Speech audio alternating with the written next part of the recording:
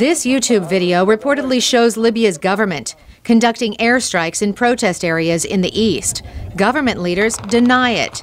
U.S. military officials have said they have no independent confirmation of air attacks.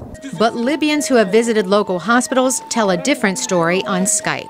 People are showing up to the hospitals with parts of their heads missing, with huge holes in their chest.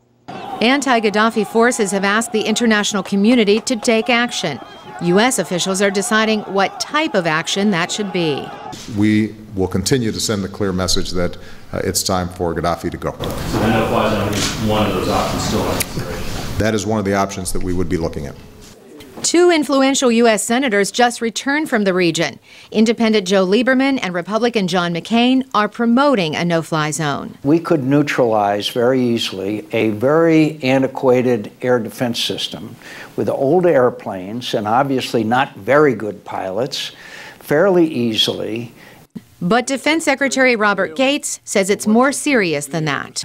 A no-fly zone begins with an attack on Libya to destroy the air defenses. That's the way you do a no-fly zone. Two U.S. warships have cleared the Suez Canal and are now in the Mediterranean Sea. But experts say more ships, numerous planes, and personnel would be needed. First to knock out the country's defense system, then to patrol the airspace. The practical difficulties of mounting a complex thing like a no-fly zone are really quite immense in terms of logistics, organization, the expense of the thing. In the mid-1990s, the United Nations set up a no-fly zone over Bosnia and Herzegovina to prevent Serbian forces from attacking civilians. 12 nations were involved in the Bosnian no-fly zone. So was Ian Jabot, a lieutenant colonel who flew 3 tours of duty in his A-10.